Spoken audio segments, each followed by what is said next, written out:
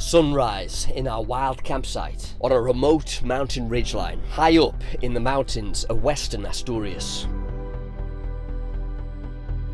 The previous evening, my new Overlander friend Danny and I had reached this spectacular spot after a testing four-wheel drive endeavour to summit the mountain.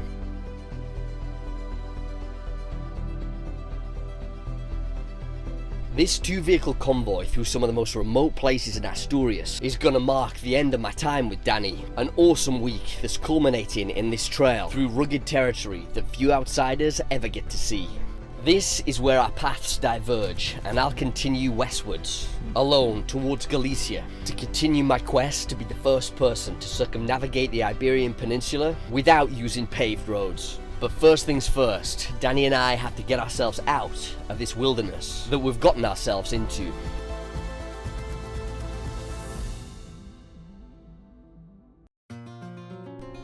But right from the starting line of this day, it looks like that is going to be something easier said than done. No puedes. Voy abajo. Danny can't get out of his car, it's frozen up. So we're gonna have to go help him. Ya estás afuera, bro. Wow. No way, bro. Todo congelado. Danny escape. Gracias a Dios. Lo he conseguido. Éxito. Joder, es que se queda congelado. Congelado en todos los lados. Tengo que hacer algún invento, algo para que no me pase esto. Claro, porque es un problema con diseño, ¿no? Puto problema, tío. Pero bueno, a puñetazos. Todo con tiempo. Mar de nubes. Mar de nubes, ¿en serio? Mar de nubes, ahí. Voy a poner el dron. Ahora. Vale, vamos a ver. Holy shit. Amanecer.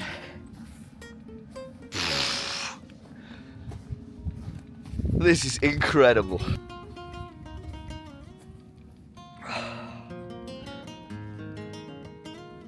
Wow. Estamos en Asturias, ¿no? Asturias. Asturias. Asturias, paraíso natural. Exactamente. Es el futuro Sí. de España. De España. El norte. El norte es el mejor. Es la hostia. Increíble. Mira eso. Fuck.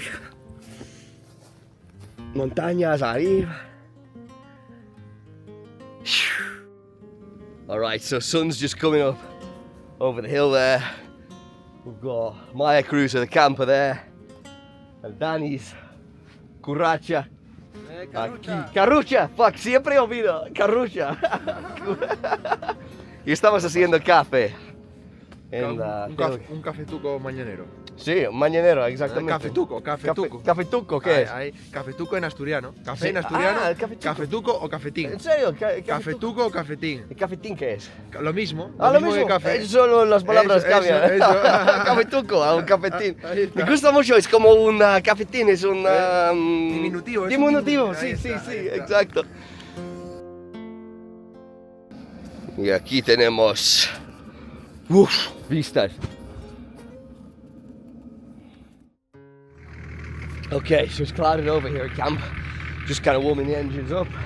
We're about to head down off this mountain. So I'm going to go to Cangas de Narcea today, a town just down in the other valley across from these mountains. That's where Danny and I will part. He's going to go back home and I will continue on the Iberian Trail.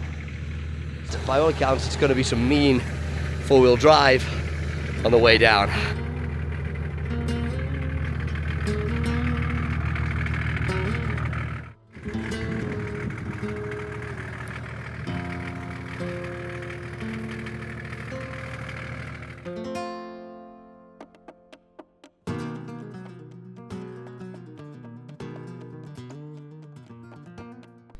We pulled out onto the open moor atop the mountain, with Danny's Hilux taking point and my cruiser bringing up the rear. The day before, we descended this mountain via the eastern side, and we would now be descending it via the west.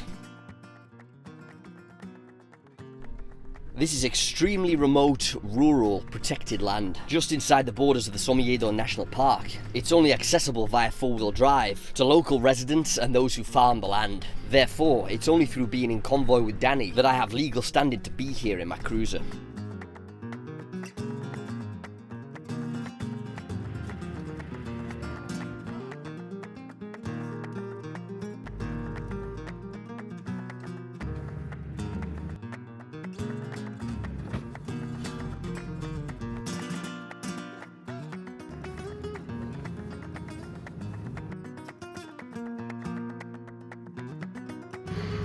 Okay, so we're heading down from the mountain now. It's just spectacular.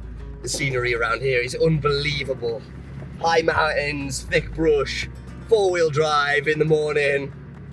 This is as good as it gets, man. This is as good as it gets, I'm serious. So, last night, bit of a disaster. We came to cook our dinner and my gas cooker wouldn't work.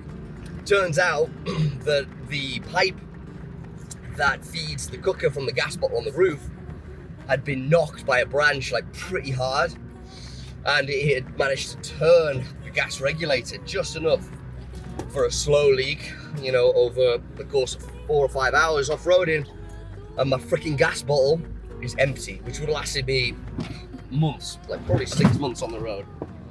So, a bit gutted about that, and it means that I can't cook. So hard to find a gas canister, gas refill in Europe because it's a UK bottle. I do have a camping gas bottle, which is smaller and more expensive to fill, but I think I'm gonna have to probably switch to that. And it means that I'm gonna be traveling without a spare as well, which I don't like because my camping gas, it has a tiny bit in it, but it always meant that, you know, I had a bit of backup when I run out of the main British gas, you know.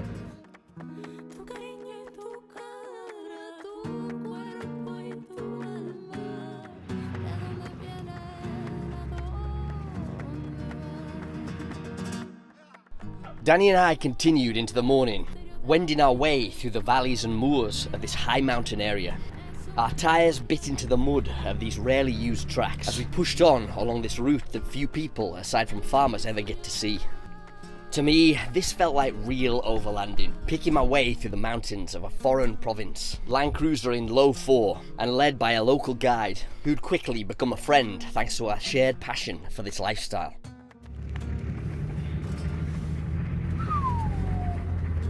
Wow.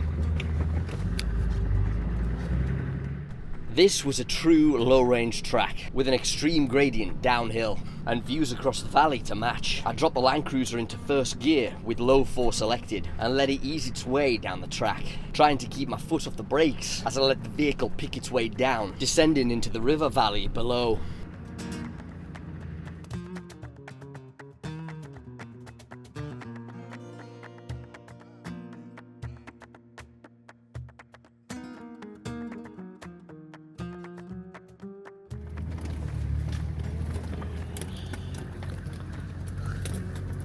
So that's a huge tree that's come down at some point and obviously blocked the trail, and so people have come in and chopped it up and taken it for firewood. This is wild land, truly. It really, really is. In the sticks in the Iberian Peninsula. And I'm here because of my friend Danny, the best guide.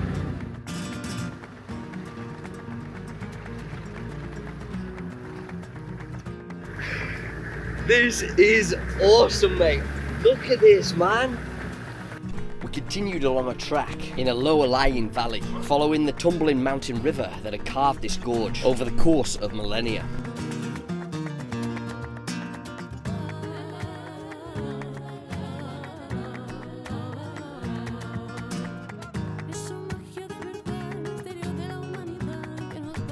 As we descended westwards into the valley, the usual signs of rural mountain life began to reappear. Dry stone walls, agricultural equipment, and tiny red-roofed hamlets began to emerge at the trailside. I bid Danny a fond farewell and he took off back eastwards as I entered the town of Cangas de Narcea to grab some breakfast at a tiny cafe bar and head out on a bit of a side quest to find some cooking gas. So I'm here in Cangas de Narcea, just went in that bar over there to eat and get some coffee, which was really nice.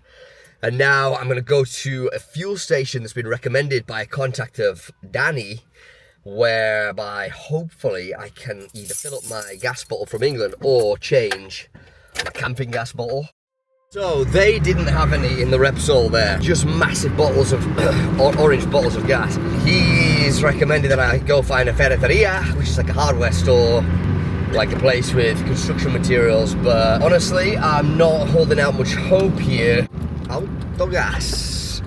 It's like a massive gas facility. They definitely have the gas, but yeah, I don't think they have the way to put it into my bottles. That was it's gonna be too easy of a thing. I guess I'll carry on.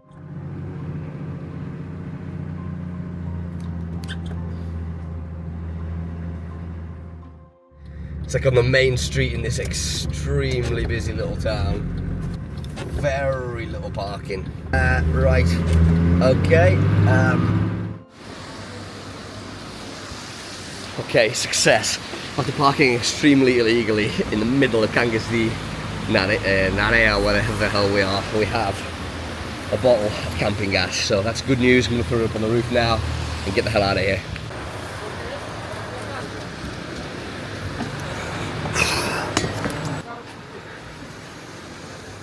Kind of hilarious. I'm just doing this in the main street in Cangas. Parked like utterly illegally. Just like doing it. And hoping for the best, really. Hoping no Guardia Civil pass me.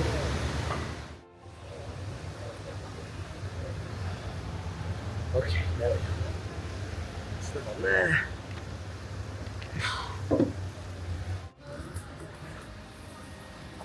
Just got it like crudely attached with ratchet straps. Doesn't really feel very secure or good, but at least it's up here and I have the potential to heat food again. So, oh my god, I need to get out of here before something bad happens, man. I'm like right in the middle of the frickin' road in the main street. With the gas bottle secured on the rack, I switched around the regulators and supply hose to complete this very necessary diversion so that I could get back out into the wild. Okay, it's really funny, the Guardia Civil just passed me. It's like giving me the most long look ever. Like, yeah, I'm doing something perfectly normal and legal, officer, I promise. I left the town and struck out westwards, driving wide, high mountain trails towards a small town where I planned to spend a couple of days to get some work done. What is this? This is like a shrine or something, I think. Wow.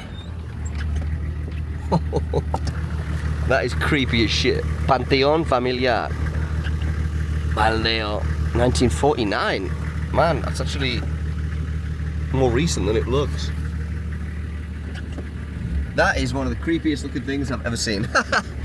Here we've got a church and a really old building with bricked up windows. Yeah, this is a weird little town.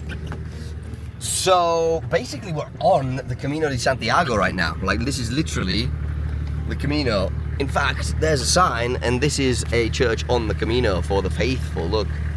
But how rad is that? On the Camino de Santiago, kind of unintentionally, really? I'm kind of doing my own strange four-wheel drive pilgrimage, I feel.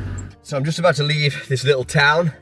For the first time in a few days, I've been staying in this town for a while I got over the antibiotics and stuff and to work. And so now we're gonna go and rejoin the route. I think we might cross the border to Galicia today.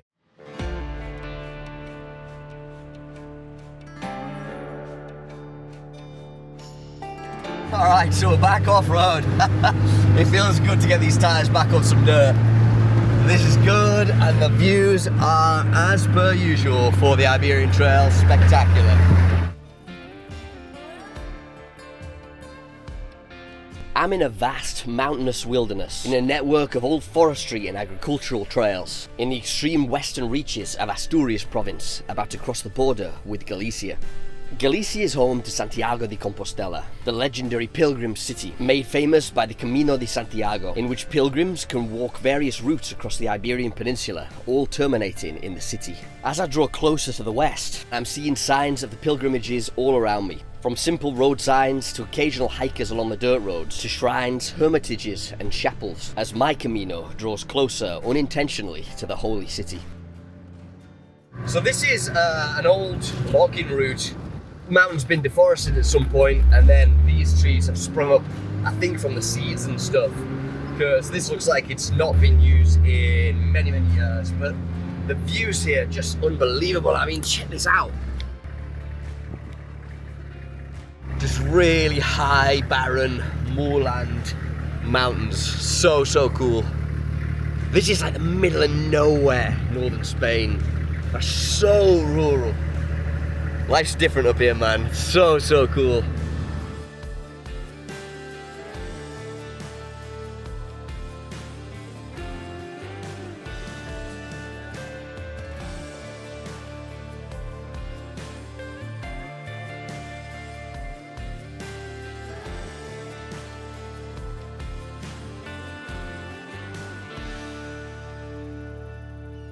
I want to cross the border with Galicia today, just for the milestone alone, you know, like I'm gonna try to stay to these kind of wider, open four-wheel drive tracks that don't require me to be in low four, you know, that don't require a lot of technical skill. You know, it's still off-road, but it's more like dirt track, you know, rather than actual four-wheel drive track. So I'm probably gonna try to do those until I hit Galicia. You know, they're still spectacular, and it will allow me to make some actual progress, some tangible progress, which will be a first in many weeks.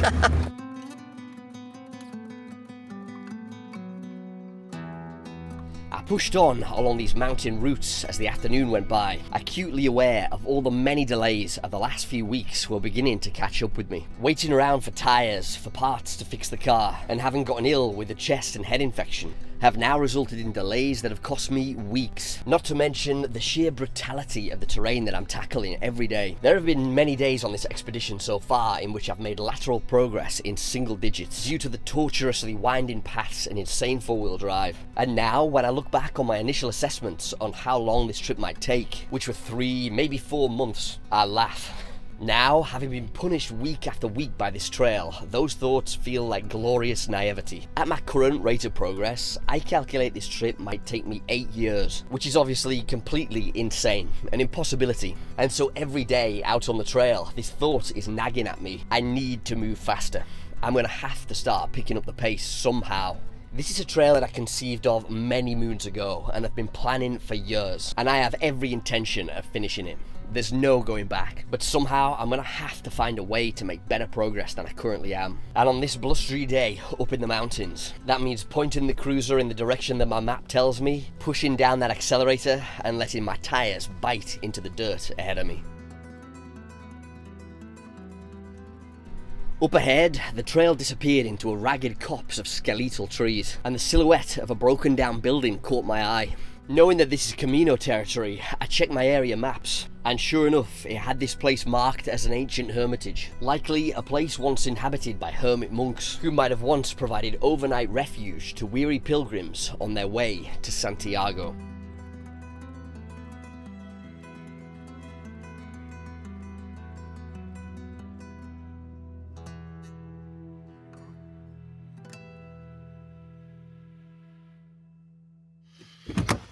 Okay, so this is an ancient hermitage, apparently, up here on the mountain. We're at about 1,200 meters above sea level, and check it out. So it's an abandoned building. We've got something over here which has been re-roofed and looks like it's vaguely maintained, but yeah, this is the old hermitage.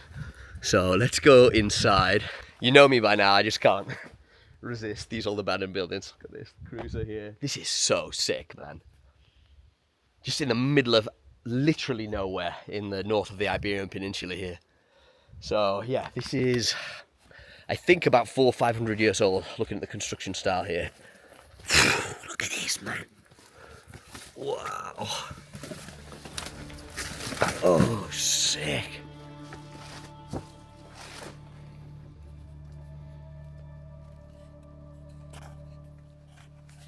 God, this is properly old. The roof has obviously collapsed. You can see these oak beams here. Whew. I'm kind of balancing on beams here. I'm going to struggle to get in here from this side. Look at this, just a tree growing right here. Wow, the size of the oak beams here, man. This is the cross beam. I forget what you actually call it in construction, but it's colossal. I love how they put the slate, like chunks of slate here, on the bottom of the windows. Fucking hell. Oh, I'm sinking here. Really cool feature. Okay, so we'll go in this side. See what's up here. So this has been a slate roof. Slates here. And it's obviously been boarded inside with these oak boards. Serious construction. This one, the cross members falling down. Kind of wonder what's under my feet, honestly, because yeah, there's obviously a room down below, but how you access it, I have no idea. Oh fuck. Wow, this is so cool.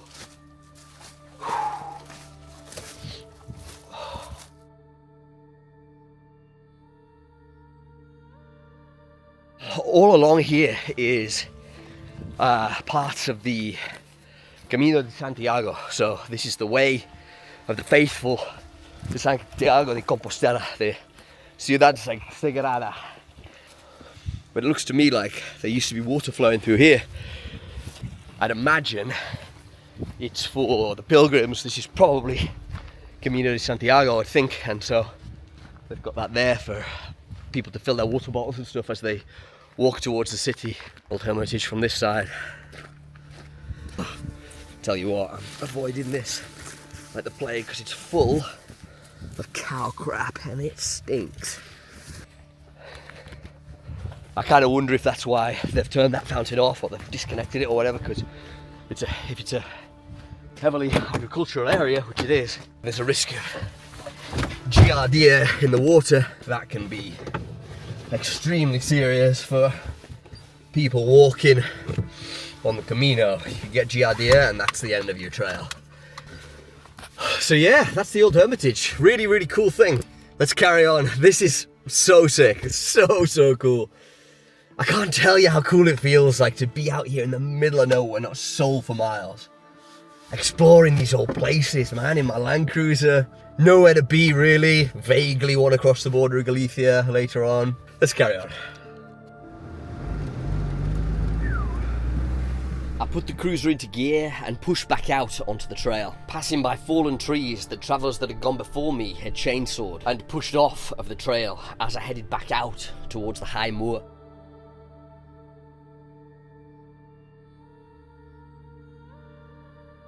It's so cold out here that it's actually snowing. I've got snow coming onto my windscreen, just scattering, but it gives you an idea of how bloody cold it is today.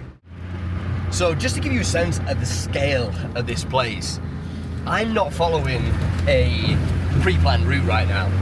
I'm just in a colossal network, thousands of square kilometers of like wild land, and I'm just making my own way along these tracks. It's all 4x4 tracks or unpaved roads, and I'm just making my own route. Like, I'm not following a route that I've pre-planned.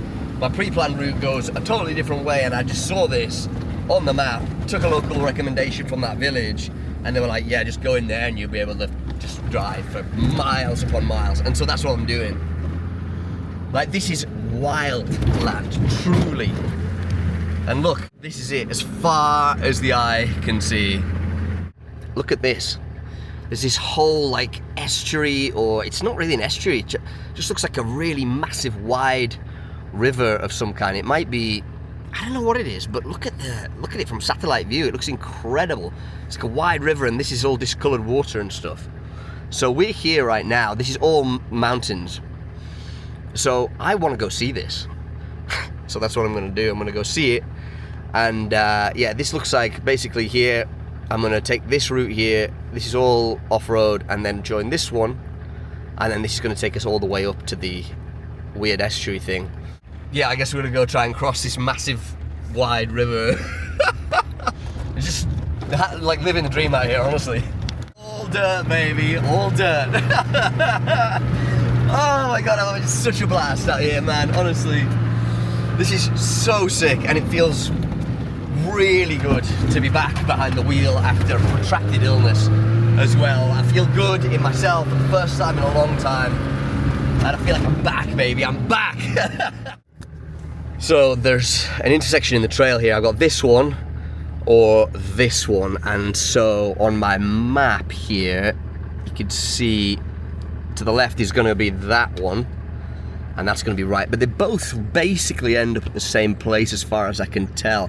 And check it out, we're so close now to this crazy estuary thing. I'm going to definitely put the drone up when we get here and figure out what it is and where we are. It's so cool. So I think I'm gonna take, what am I gonna take? I'll take the left-hand way because it looks like it goes up and it looks like it might be more interesting. This is what it's saying is the trail down here. I cannot believe this. So, Jesus, yeah, is this really a trail?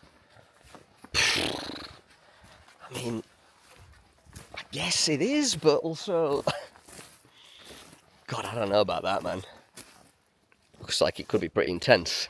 Sometimes on this trail you come across some crazy looking routes. This one looked like it'd been cut directly across the topography in a straight line, irrespective of the undulations on the land, probably by heavy plant machinery, which looked like it was going to make for some seriously steep inclines, which would be interesting ascents and descents. Right, so that's where that wants me to go. Let's do it.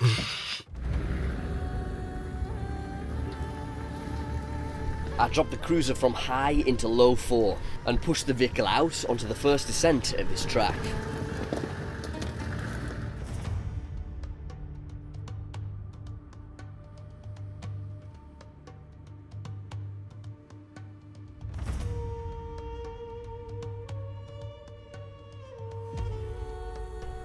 I pushed the Land Cruiser down a steep descent towards the valley floor, the vehicle suspension working over the uneven and rocky terrain.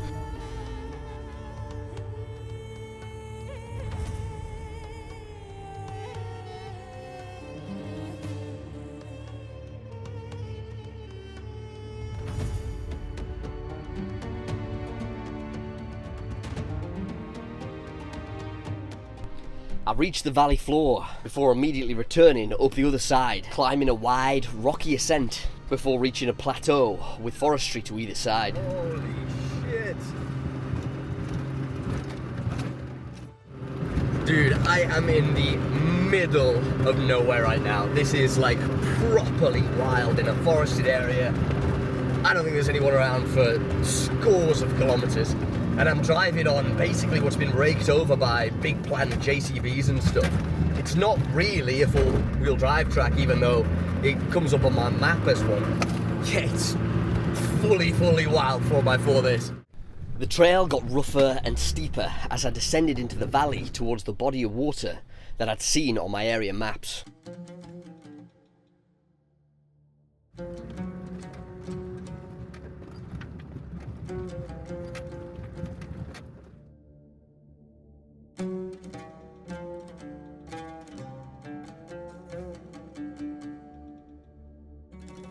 I sent the drone up and soon realised the scale and loneliness of this wild area that I was traversing. I was alone on a high mountain rock peninsula, and it soon became clear that the body of water I'd seen was not an estuary, but rather an expansive reservoir created by human hands by drowning this remote valley. As I continued my descent, a few flurries of snow scattered down, landing on the vehicle's windscreen as I picked my way down the track.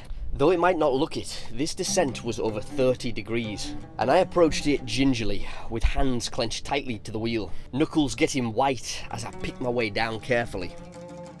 One wrong move on a descent like this can result in a catastrophic rollover, and in that event, I knew there was likely nothing that would stop me before the cold depths of the reservoir below.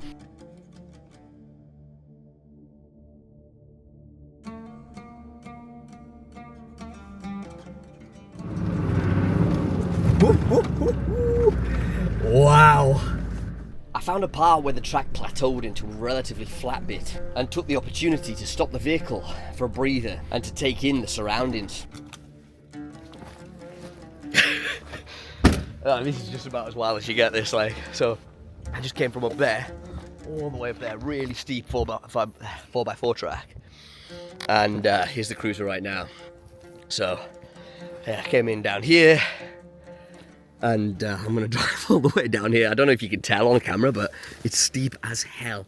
And I think it rejoins a track down there, like a proper 4x4 track, which will probably take us out of this network. So I'm gonna walk down here and see what I can see with my own eyes, you know? Yeah, so this is a 4x4 track. Cruiser up there back behind me. I don't know how the hell I'm gonna do that. This last bit of insane descent was going to be my only option to rejoin a normal track after my relatively off-piste adventure. I mean, I guess my best bet would be to come here and down, but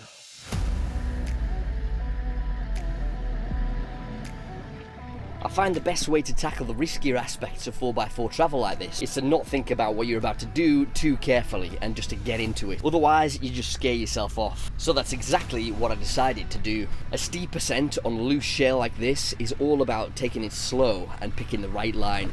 If you put the tyres in the wrong place at the wrong time on a descent like this, a vehicle can easily go sideways and roll, especially with 3 tons of camper behind it and gravity doing its work.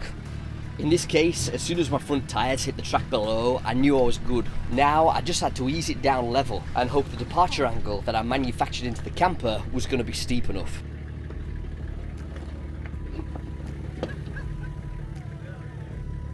okay, that was absolutely badass. So now I've explored this river basin and done some sick 4-wheel driving. Hey, so much for trying to get into easy tracks with not much in the way of low 4. I've been in low 4 all freaking day. Actually need to make some progress now. It's 3:10. I've been going all day and I think I made, as the crow flies, about 15 kilometers worth of progress, which is actually just so funny. With another full day's off-roading under my belt and only 15 kilometers as the crow flies to show for it, I had to tell myself over and over that I'd come out here for an adventure, not an easy ride. And today had delivered that in spades. As I pushed on west looking for a place to camp for the night, I was beginning to wonder whether I'd still be at this expedition in 2035. Maybe the long sandy trails in the south of Spain or on the beaches in Portugal, I'd finally be able to make some decent progress. But whether that day was to come or not, for now, the wild west of Spain was going to make me fight for every single mile.